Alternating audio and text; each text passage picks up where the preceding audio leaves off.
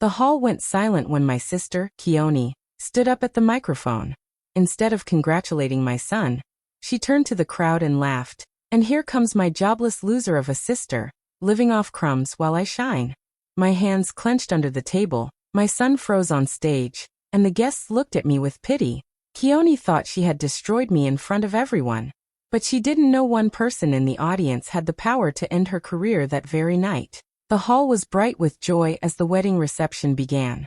Music played, people danced, and laughter filled every corner. The bride's family moved around with smiles, welcoming everyone with open arms. Luma, graceful and calm, made sure every guest felt special as they settled into their seats. Plates of food were passed, glasses clinked, and the happiness of the young couple spread through the crowd like light. But not everyone's heart was soft that night. Keone, Luma's sister, watched from her seat with restless eyes. She dressed elegantly, her face glowing with pride, but her thoughts carried a sharp edge. She wanted the attention, she wanted her voice heard first, and she wanted everyone to look at her before they looked at anyone else.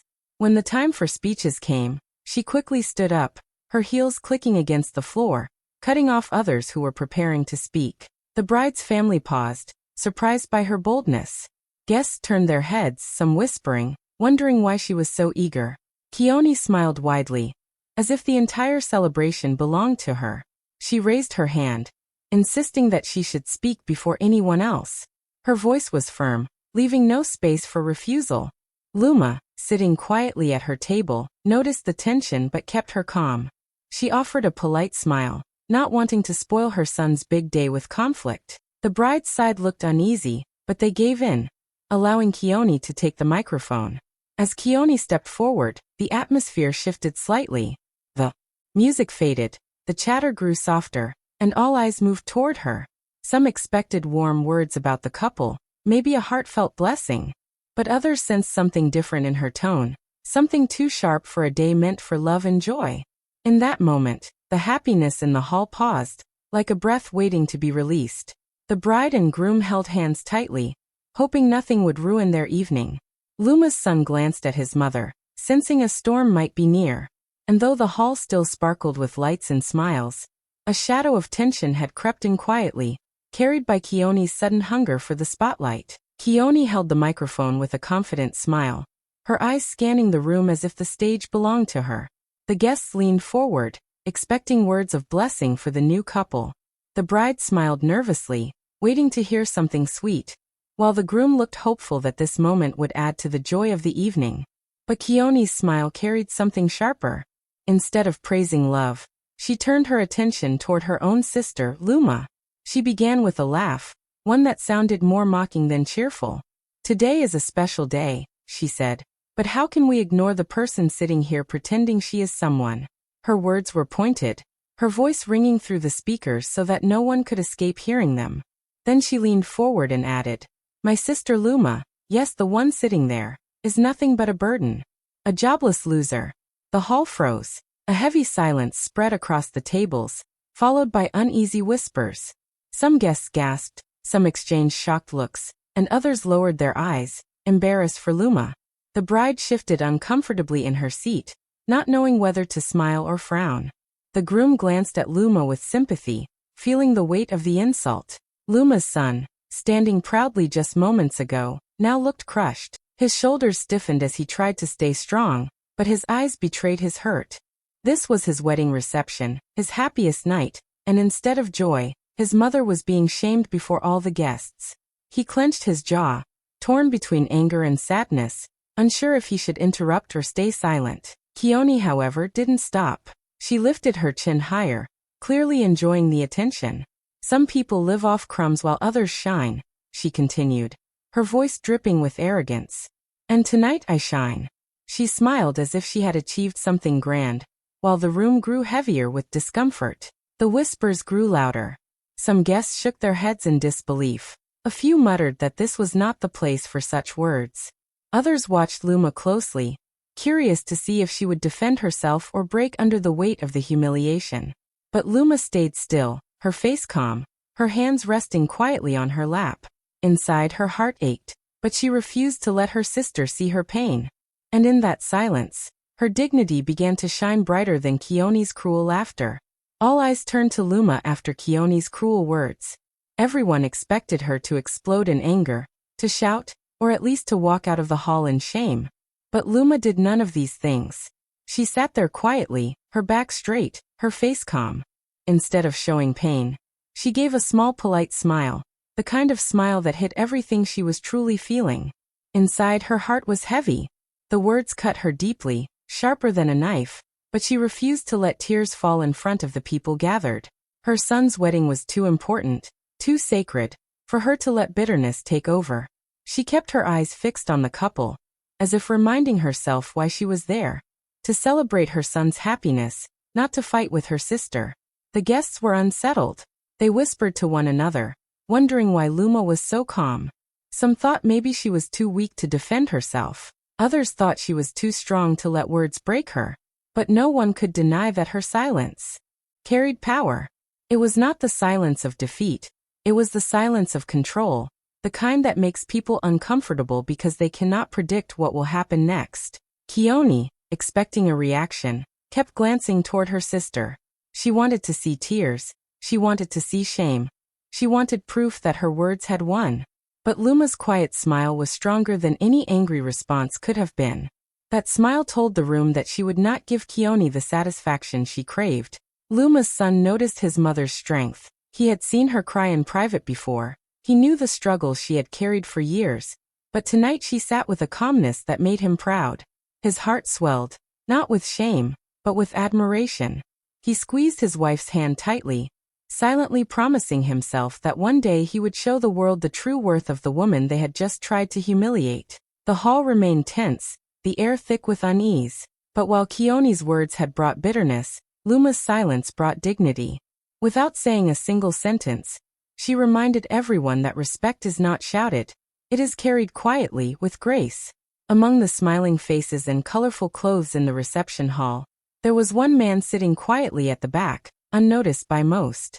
His name was Mr. Adewale, a well-respected businessman, and the head of the company where Keone worked. He had come as a guest of the groom's family, invited through business ties, but he had no idea he would witness something that night that would leave him speechless. From his seat, he watched the celebration with calm eyes. He enjoyed the music, the dancing, and the warmth of the families coming together. But when Keone took the microphone and turned her speech into an attack on her sister, his expression changed completely. He leaned forward, listening carefully, his face showing disbelief. This was not the confident professional he thought he knew from the office. This was a cruel and arrogant side of her Lee had never imagined. Every word Keone spoke echoed in his ears. "Burden jobless loser." She said it so boldly, in front of hundreds of people, without shame. Mr. Adewale's chest tightened as he thought about the values his company stood for: respect, teamwork, and dignity. Yet here was one of his top employees, publicly humiliating her own family, destroying someone else's pride without a second thought. He noticed the silence that followed her words, the uncomfortable shifting of chairs, the whispers between guests. He saw Luma's quiet strength, the way she refused to fight back, and it impressed him deeply. But when he looked at Keone again, all he saw was pride on her face, as though she had accomplished something. That pride disturbed him more than her words. Mr. Adewale sat back, folding his hands, but his mind was restless. He thought about how such behavior could affect his company if shown in the workplace. If she could humiliate her own sister so easily, how did she treat colleagues? If she could ignore respect at a family celebration, how did she represent the company in public? While the other guests struggled with the awkward atmosphere, Mr. Adewale quietly made up his mind. He would not let this pass. He would wait for his turn to speak, and when he did, the same microphone Keone used to insult her sister would become the tool to reveal her true character. She had no idea that her downfall was already sitting in the room, watching her every move. The dinner tables were filled with plates of food and glasses of drink, but the sweetness of the evening had already been spoiled. After Keone's harsh words, the air in the hall felt heavy. Guests who had been laughing moments before now leaned close to each other, whispering in low tones. Some shook their heads, saying Keone had gone too far. Others whispered that such insults did not belong at a wedding, especially not from a sister. The music played softly in the background, but it could not cover the uncomfortable murmur spreading from table to table. Relatives from both sides tried to continue eating, but their eyes kept moving toward Luma. They could see her sitting quietly, her face calm but her eyes slightly moist. Her dignity and silence made them respect her even more, but at the same time, it made Keone's actions look worse. Nobody wanted to meet Keone's eyes. When she looked around the room with her proud smile, most people quickly turned away, pretending to be busy with their plates or conversations.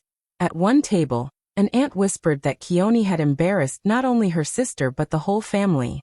At another table, a cousin muttered that no job or success could excuse such cruelty. The whispers grew, like small waves moving through the hall, and though no one spoke loudly, everyone knew the judgment was the same. Keone had crossed the line. Meanwhile, Luma's son sat close to his mother, holding her hand gently under the table. He whispered to her that she was the strongest woman he knew. His voice filled with love. He wanted to protect her from every unkind word, but seeing her smile bravely gave him strength instead. His wife also leaned in, offering quiet comfort, and together they formed a shield around Luma, reminding her that she was not alone. Luma noticed all of this. She felt the warmth of her son's hand, the kindness in his eyes, and the support from those who truly cared. It gave her courage to keep sitting tall, to let her silence speak louder than anger ever could. And as the whispers continued to ripple through the hall, one thing became clear to everyone present. Keone had tried to shame her sister, but instead, she had only shamed herself. The room quieted further as Mr. Adewale stood to speak. Everyone turned their attention to him. Sensing that he carried a presence that demanded respect, he began with a warm smile, congratulating the bride and groom, praising their love, and wishing them a lifetime of happiness. His voice was calm and measured, drawing the crowd in with each word. The guests relaxed slightly, thinking this would be a typical congratulatory speech. Then he paused. His eyes moved slowly across the room until they landed on Keone. The pause was long enough to make her shift uncomfortably, her confident smile faltering just a little. Mr. Adewale cleared his throat and spoke again, this time his tone firm, carrying the weight of authority. Keone, he said, you are my employee. I know you as someone who works in my company. But tonight, you showed a side of yourself that is deeply troubling. He didn't shout or accuse. He simply described what he had witnessed, how she had spoken with arrogance, belittled her own sister, and humiliated someone in public. He spoke slowly, choosing words that were clear and precise, so that everyone could understand the gravity of the situation. Respect, he continued, is the foundation of any relationship, at work, at home, and in life. Yet tonight, you chose to destroy it in front of people who deserved love and celebration, not cruelty.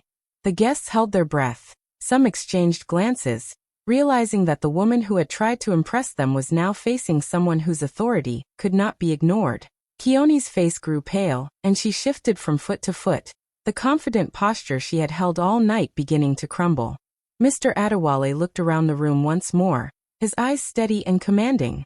I have always believed in professionalism, kindness and integrity, he said, his voice firm yet calm. Someone who cannot show these qualities cannot represent my company. And now, after seeing what I have seen tonight, I must take action. A murmur ran through the crowd.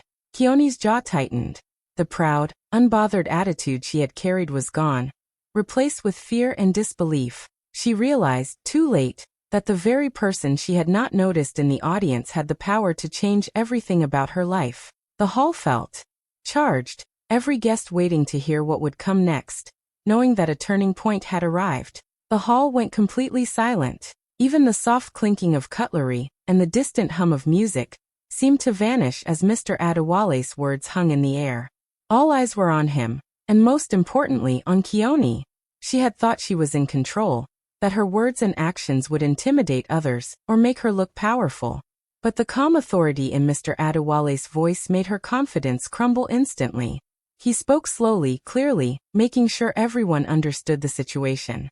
Keone, he said, I am the person you work for. I am your boss. The words struck her like a thunderbolt. Her eyes widened, and for the first time that evening, her proud smile faltered. The room that had once been filled with laughter and dancing now felt like it had stopped in time. Mr. Adewale's gaze didn't leave her. He continued, I have watched you tonight. I have seen how you treat people with arrogance, how you belittle those who deserve respect. I have seen the person you really are when you think no one important is watching.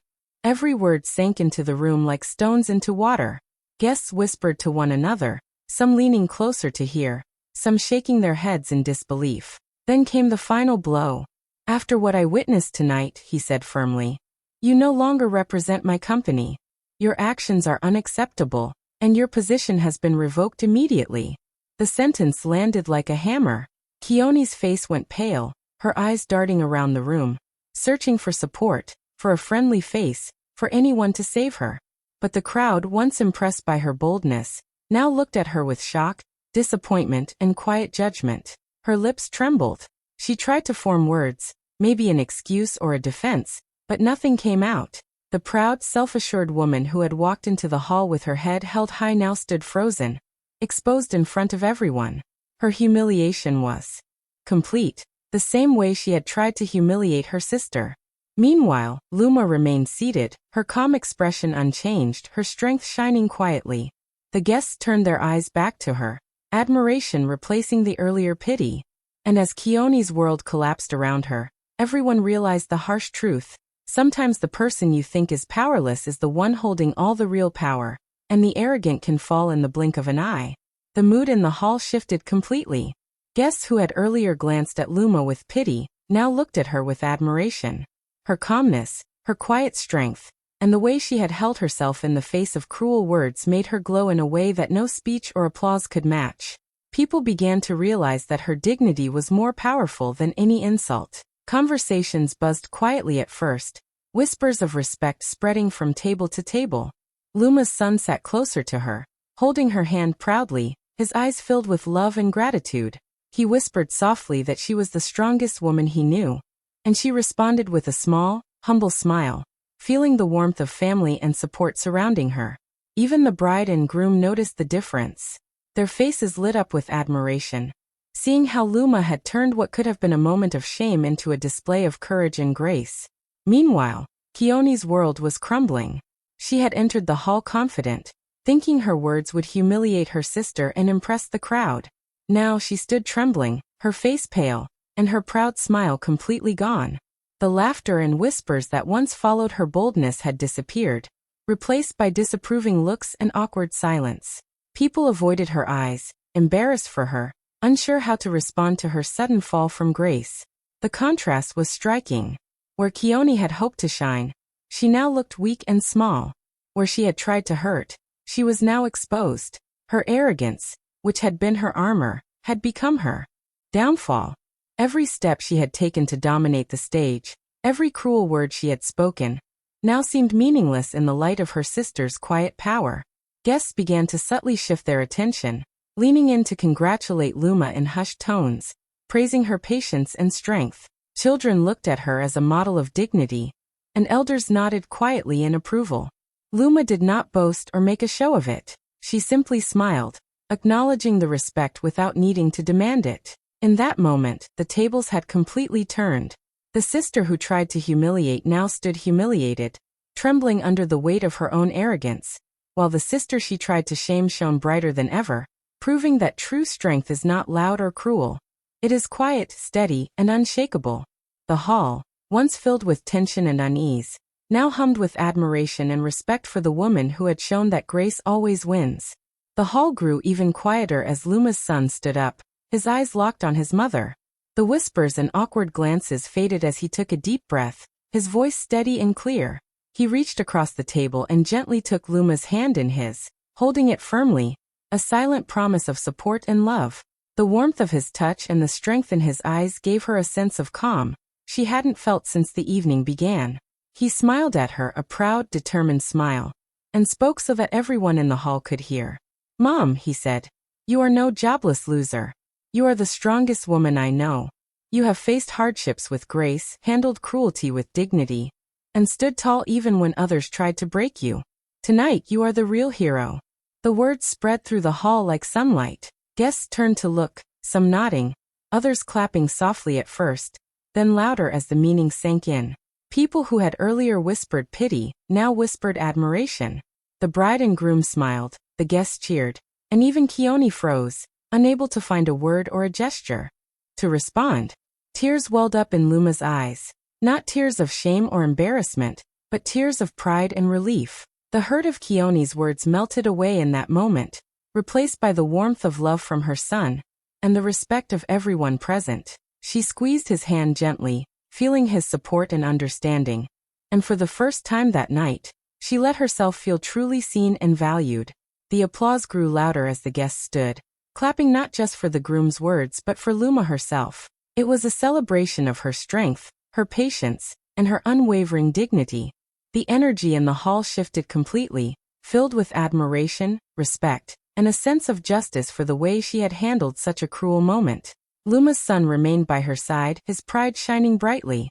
He had turned what could have been her moment of humiliation into a moment of honor. In that instant, everyone realized that no insult, no humiliation, and no arrogant speech could ever diminish the love between a mother and her son, or the power of quiet strength and true character. And as Luma finally let her tears fall, they were tears of victory, courage, and the unshakable pride of a woman who had been tested and had stood undefeated.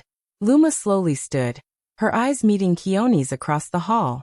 The microphone felt heavy in her hand, but her voice was steady, calm, and full of quiet power.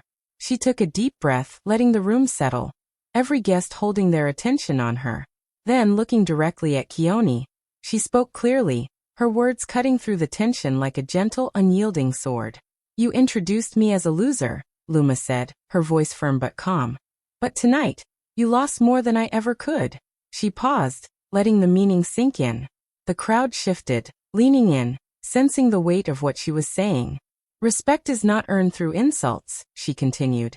"It is earned through character, kindness, and the way you treat others." Keone's face went pale, her lips trembling as she tried to find a response, but no words came. The pride and arrogance she had carried all evening had vanished completely.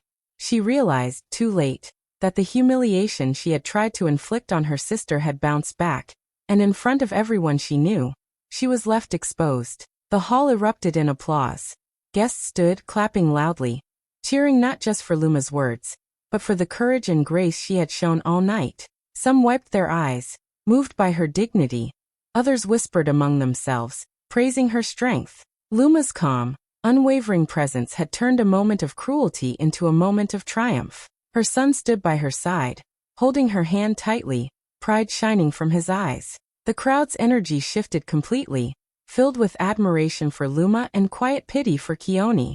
Every glance Keone made met only judgment and disapproval, while Luma's serene expression commanded respect. Finally, Luma lowered the microphone, her chest rising and falling steadily.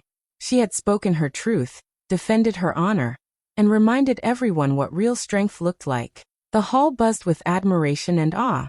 Keone remained frozen, humiliated and speechless, realizing that a single night of arrogance had destroyed the image she had carefully built. In that moment, Luma's quiet courage, her restraint, and her ability to rise above cruelty had won. The applause and cheers echoed through the hall, marking the victory of integrity over arrogance, kindness over cruelty, and character over insult. The lesson was clear for everyone present. True power lies in dignity, not in belittling others.